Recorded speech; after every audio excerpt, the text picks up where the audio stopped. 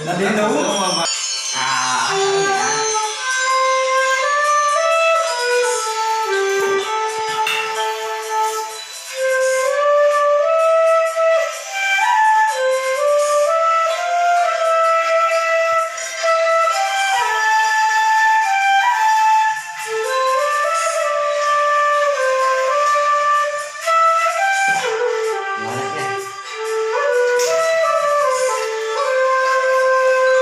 cái ghế rồi sao cái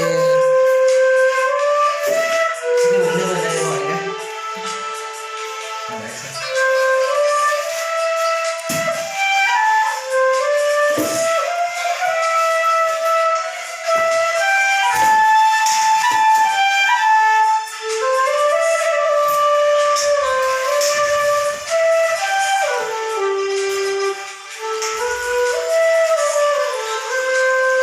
Phát trực tiếp đi. bắt được rất đấy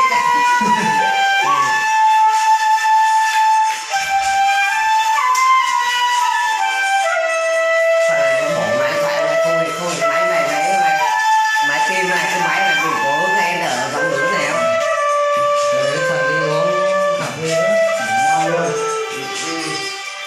Nghe thử sáo này cũng sâu hơn luôn. Nè, sâu hơn đấy nè.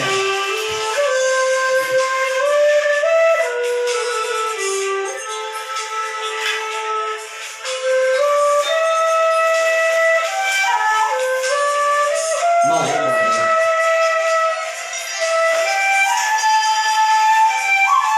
ấy nha chức năng của anh luôn á cái thứ nào ngon không ăn karaoke luôn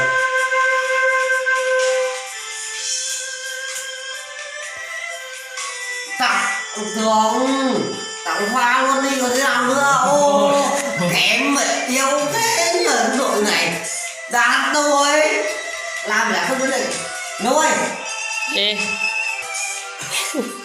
thế làm được can ở đấy mà đưa căn đây đây là mà không làm được anh vấn đề này anh đưa cao không thấy mà thấy ngay cái này là thằng này cao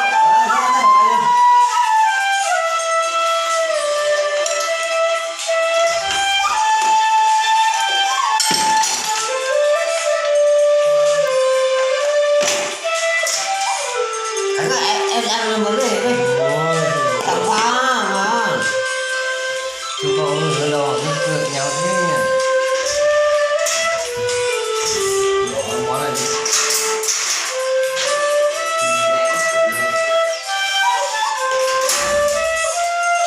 Cô cô. hả